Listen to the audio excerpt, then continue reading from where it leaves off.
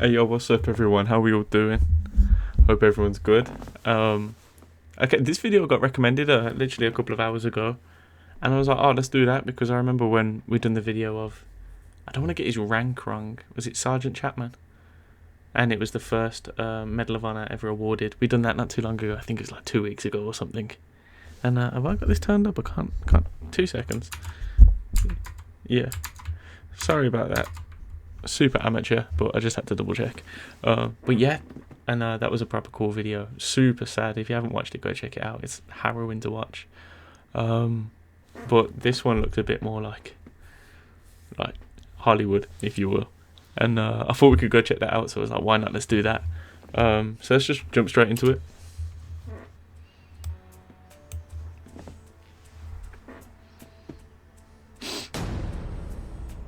The Green Beret. The Green Beret went on a one-man rampage. Roy Yo, this dude's voice sounds like something out of a Hollywood film straight away, doesn't it? Benavidez, the Vietnam War. Roy Benavidez's life had been rough as a child. Both his parents had died. He was bullied by his classmates because of his mixed Yaqui Indian and Mexican heritage and had to leave school in 8th grade to help his family. At the age of 19, Benavidez joined the Army, serving in the Korean War in the Texas Army National Guard. He married Hilaria Lala Coy Benavidez in 1959 and completed airborne training, becoming assigned to the 82nd Airborne Division. In 1966, Sergeant Roy Benavidez was in hospital after stepping on a landmine. Doctors said he would never walk again. He had been sent to Vietnam in 1965 as an advisor for the ARVN troops there. Benavidez was carrying out a classified operation alone to gather evidence that the North Vietnamese troops were posing as Viet Cong. So, sorry, was he a Green Beret at this point? Or he was still... He was in the army, but he just passed parachute training, so he's in the airborne division. Is this the sort of operation that airborne divisions carry out? I thought this was like special forces sort of thing. Maybe he'll explain more. Alone to gather evidence that the North Vietnamese troops were posing as Viet Cong. While he was on patrol along a narrow trail disguised as a Viet Cong guerrilla, he stepped on a landmine. Oh, okay. Sometime later, a squad of Marines came across Benavidez.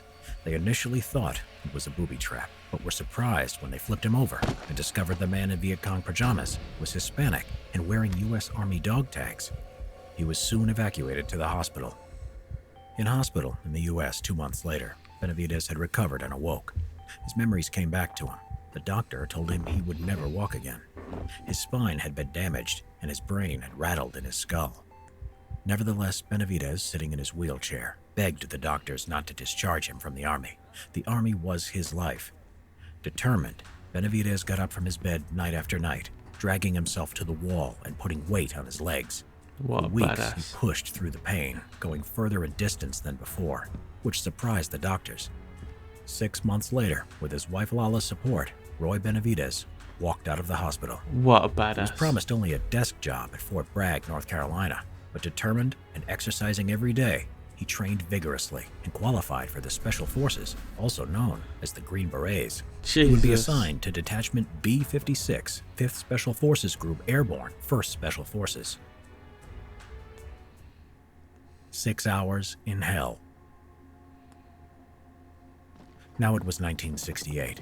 Staff Sergeant Roy Benavidez, now with the code name Tango Mike Mike, was back in Vietnam and was off duty attending church, but his mind was fixed on the panicking radio chatter from the front lines. In Loc Ninh, Vietnam, near the Cambodian border, a 12-man Special Forces reconnaissance team, which included his close friends, Sergeant First Class Leroy Wright, Staff Sergeant Lloyd Frenchie Mousseau, Specialist 4 Brian O'Connor, and 9 Montagnard tribesmen who were part of the Civilian Irregular Defense Group Program, or CIDG, were surrounded by a battalion numbering 1,000 battle-hardened North Vietnamese soldiers. Everyone in the unit had been wounded or killed in earlier fighting, and 3 of the helicopters sent to rescue them had been unable to extract them due to heavy enemy fire. When the helicopters returned, they were riddled with bullets.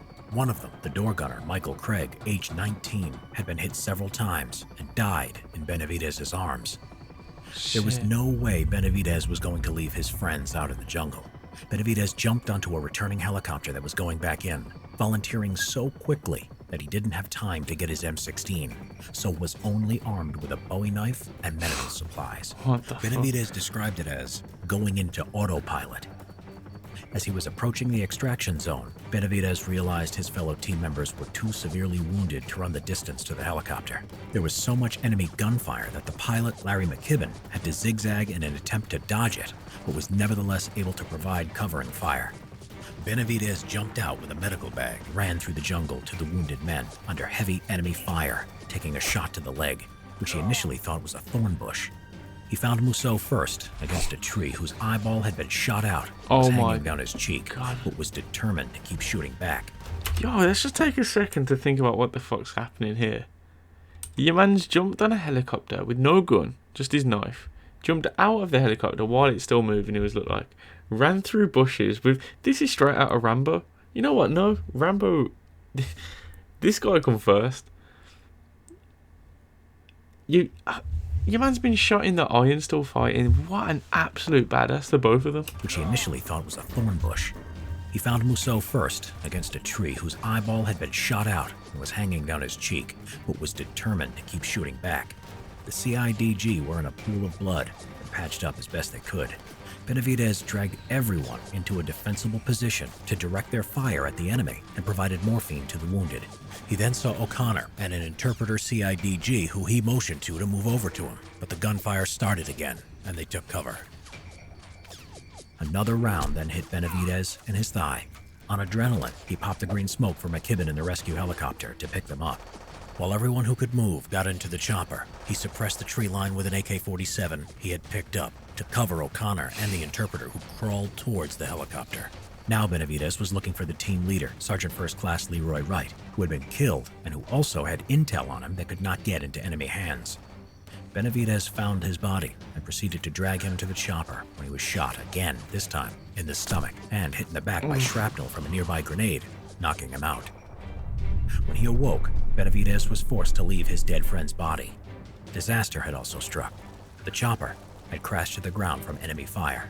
The pilot, McKibben, was dead. 5 of the men on board, including Mousseau, survived the crash, as did O'Connor and the interpreter who didn't get into the helicopter.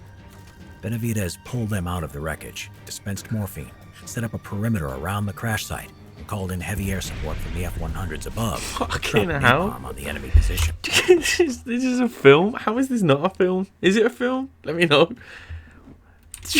It's one thing after another. I was impressed here.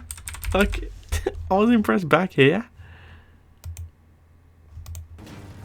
5 of the men on board, including Mousseau, survived.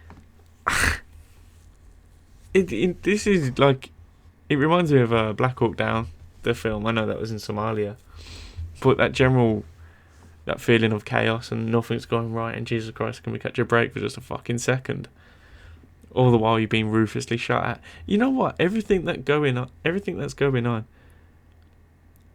that's all so bad. It's actually making the gunfire seem somewhat insignificant. Do you know what I mean? Like, there's been a plane crash. There's shrapnel flying everywhere.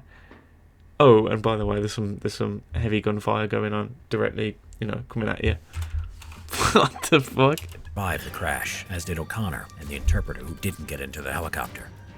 Benavidez pulled them out of the wreckage, dispensed morphine, set up a perimeter around the crash site, and called in heavy air support from the F-100s above, which dropped napalm on the enemy position. When the jets ran out of fuel and had to leave, the enemy machine gun fire started again.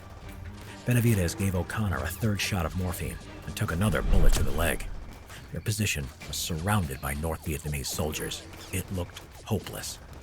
But a helicopter finally came to their rescue.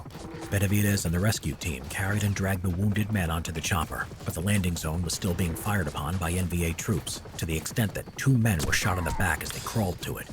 Shrapnel wounds to his face from earlier caused Benavidez's vision to be blurred from the blood in his eyes. When he went to get Mousseau, an NVA soldier butted his rifle into Benavidez's head and jaw and slashed his arm with his bayonet. He shouted to O'Connor to shoot, but he was too drugged from morphine to react. Benavidez pulled out his Bowie knife and stabbed the NVA soldier till he was dead. He then dragged Mousseau to the helicopter and killed 2 more NVA with an AK-47 who were out of the helicopter's side gunner's arc of fire. And then he made one more trip to get the interpreter and destroy any classified material, with blood still obscuring his vision. Only then did he allow the others to pull him onto the helicopter, the last man to leave the battlefield. At this point, the round that had hit his stomach had exposed his intestines, which he was trying to hold in with his hands. The helicopter, badly shot up and with no instruments left, managed to take off. Did he live? Come on, man. When they landed, the wounded were unloaded and examined one by one. It had turned out that Benavidez had even loaded 3 dead enemy soldiers into the helicopter in case they had classified materials. They were left to the side, as was Benavidez. He couldn't move or speak because of the broken jaw from the rifle butt. The blood over his eyes had glued them shut, and with 37 bayonet, bullet, and shrapnel wounds all over his body, he looked dead. Medics started placing him in a body bag and started zipping him up when a friend noticed him and said, "That's Roy Benavidez." The doctor said there was nothing that could be done, but Benavidez mustered his last bit of energy and spat in the doctor's face, causing the doctor to say, "I think he'll make it." He was flown to Japan for intensive surgery, then Brooke Army Medical Center, Fort Sam Houston, where he stayed for almost a year. Roy Benavidez had survived 6 hours in hell and saved 8 lives. Benavidez's commander had put him in for the Distinguished Service Cross because the process for awarding a Medal of Honor would take much longer, and he was unsure if Benavidez would live or die before he could have received it. Finally, on February 24th, 1981, President Ronald Reagan would present Roy Benavidez the Medal of Honor. Oh my Reagan God. said if the story of his heroism were a movie script, you would not believe it. Yeah. Benavidez said of his actions, "The real heroes are the ones who gave their lives for their country. I don't like to be called a hero. I just did what I was trained to do." Master Sergeant Roy Benavidez died on November 29th, 1998, at the age of 63. Wait. Died on November 29th, Oh. 1998, Okay. at the age of 63.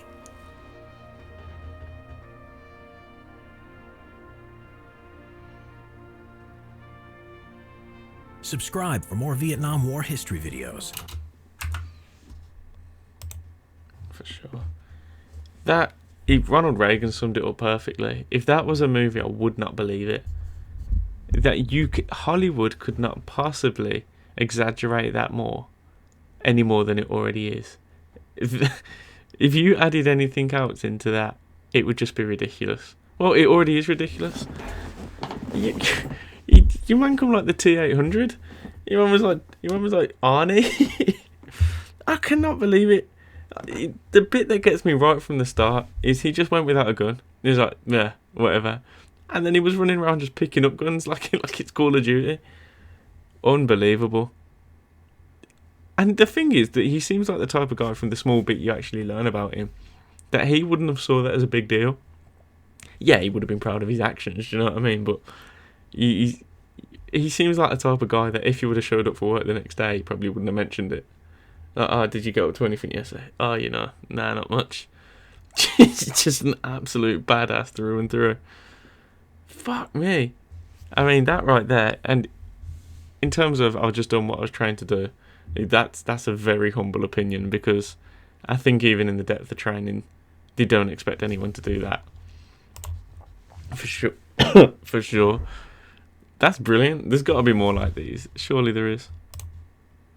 Let's have a look. Yeah, man. If you want to see any more of these, man, let me know. Because that was cool as fuck. Oh shit. Okay, he doesn't just do Vietnam. He does everything. That was cool, man. That was real cool. I really enjoyed that, man. You probably tell by my face. That was fucking sick. Yeah, man. Drop a like, comment, subscribe, all of that stuff, man. You know what it means the most. If you like this, I'm most likely gonna be doing more. If not on film, then definitely in my own time. Yeah, man. Yeah, like, comment, subscribe, man. Hit me up with more things that you want to see. You know, I never know really what to say at the end of these, to be honest, because obviously that was cool as fuck, and I said about everything that was cool. Yeah, I just hope you enjoy the reaction. I get a little paranoid that I'm being boring or whatever. I don't know. But anyway, yeah, man. Peace out. Take it easy.